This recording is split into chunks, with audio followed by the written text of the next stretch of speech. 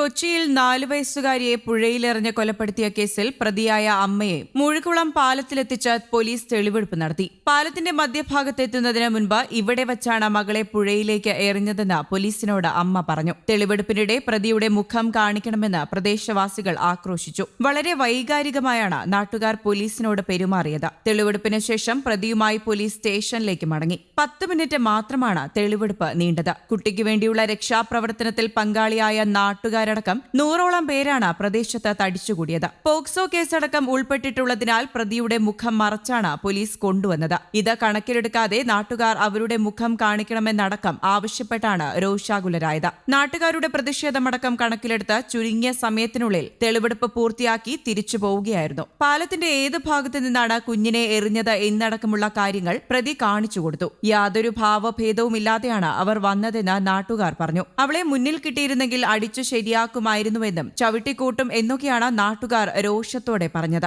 കുട്ടി അതിക്രൂര പീഡനത്തിന് ഇരയായത് അറിഞ്ഞില്ലെന്നാണ് അമ്മ പോലീസിന് മൊഴി നൽകിയത്. ഭർത്താവിന്റെ വീട്ടുകാർ കുട്ടിയിൽ അമിതമായി താൽപര്യം കാണിച്ചത് തന്നെ അസ്വസ്ഥതപ്പെടുത്തിയെന്നും യുവതി പോലീസിനോട് പറഞ്ഞു. ഭർത്താവിന്റെ വീട്ടുകാർ കുട്ടിയിൽ നിന്ന് പോലും തന്നെ അകറ്റുന്നതായി തോന്നി. ഭർത്താവ് മറ്റൊരു വിവാഹത്തിന് ഒരുങ്ങുന്നതായി തനിക്ക് വിവരം കിട്ടിയിരുന്നു. തന്നെ ഒഴിവാക്കിയാൽ കുട്ടി എങ്ങനെ ജീവിക്കുമെന്ന ആശങ്കയുണ്ടാക്കി. രണ്ടാനമ്മയുടെ കീഴിൽ തന്റെ കുഞ്ഞ് ജീവിക്കുന്നത് ദുസ്വപ്നം കണ്ടെന്നും കുഞ്ഞിന്റെ ഭാവിയിൽ ആശങ്കയുണ്ടായതിനാലാണ് കൊലപ്പെടുത്തിയതെന്നും യുവതി മൊഴി നൽകിയെന്നാണ് ലഭിക്കുന്ന വിവരം. കുഞ്ഞിനെ കാണാനില്ലെന്നും പിന്നീട് ഉപേക്ഷിച്ചതാണെന്നുമുള്ള വാദങ്ങൾക്ക് പിന്നാലെ കുഞ്ഞിന്റെ മൃതദേഹം രാത്രി ഏറെ വൈകിയാണ് പുഴയിൽ നിന്ന് കണ്ടെടുത്തത്. കുഞ്ഞിന്റെ പോസ്റ്റ്മോർട്ടത്തിലായിരുന്നു ഞെട്ടിക്കുന്ന കണ്ടെത്തലുകൾ ഉണ്ടായത്. കുഞ്ഞുമായുള്ള അടുപ്പം മുതലെടുത്ത് 1.5 വർഷത്തോളമായി പ്രതി ക്രൂര പീഡനം നടത്തി. അമ്മയുടെ അറസ്റ്റ് രേഖപ്പെടുത്തി കോടതിയിൽ ഹാജരാക്കുന്നതിന് തൊട്ടുമുൻപാണ് പെൺകുഞ്ഞിന്റെ പോസ്റ്റ്മോർട്ടം വിവരങ്ങൾ പോലീസിന് ലഭിച്ചത്. കുഞ്ഞിന്റെ മൃതദേഹത്തിലെ ആദ്യഘട്ട പരിശോധനയിൽ തന്നെ കുഞ്ഞ് ക്രൂര ബലാത്സംഗത്തിന് ഇരയായതായി കളമശ്ശേരി മെഡിക്കൽ കോളേജിലെ ഫോറൻസിക് സർജൻ കണ്ടെത്തി. 1-2 വട്ടമല്ല, നിരന്തരം കുഞ്ഞിനെ ചൂഷണം ചെയ്തതായി ഡോക്ടർ പോലീസിനെ അറിയിക്കുകയായിരുന്നു. പ്രകൃതി വിരുദ്ധ പീഡനത്തിന് പോലും ഇരയാക്കി. കൊല്ലപ്പെടുന്നതിന് തൊട്ടുമുൻപും കുഞ്ഞ് ഉപദ്രവം നേരിട്ടതിന് തെളിവുകൾ ലഭിച്ചു. അതീവ ഗൌരവമായ റിപ്പോർട്ടിന് പിന്നാലെയാണ് പോലീസ് അന്വേഷണം ബന്ധുക്കളിലേക്ക് നീങ്ങിയത്. കുഞ്ഞിന്റെ സംസ്കാരം പൂർത്തിയായ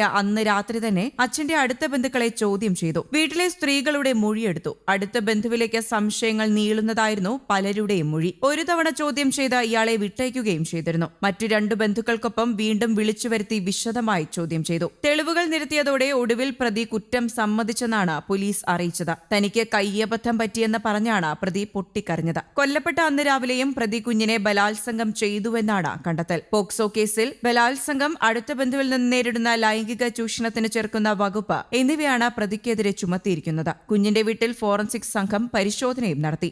ന്യൂസ് ഡെസ്ക്, കേരള കൗമുദി.